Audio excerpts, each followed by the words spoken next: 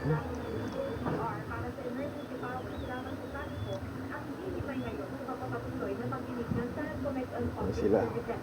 Tatalakayin ang budget proposal ng komite ng DOTR kung saan nakasaad ang kanilang panukala at mga pinapropose na proyekto. Sa ilalim ng kanilang proposed bill, pinatalaga ang DOTR Secretary ng Traffic Crisis Manager at lahat ng kapangyarihan ng ibang government agencies tungkol sa traffic management ay ibibigay sa kanya. Nakasaad din dito sa ilalim ng emergency power, may special mode of procurement para sa transportation project, direct contracting, order at direct negotiations contract. Pinagbabawal din ang mga korte bilang Korte Suprema sa paglabas ng temporary restraining order o preliminary injunction laban sa anumang transportation project. Kabilang naman sa proposed project and policy ang pagbabawas ng bus terminal sa major thoroughfares, development ng Picture ka? Picture ka?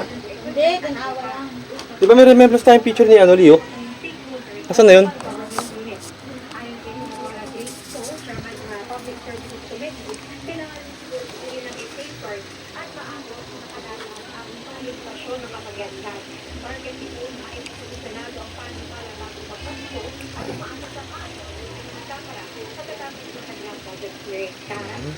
Diyan itong emergency powers na ibibigay kung sakasakali itong presidente para maisan niya or masolusyonan itong problema sa traffic. May timeline ba ibibigay ang Department of Transportation para dito? Kasi kanina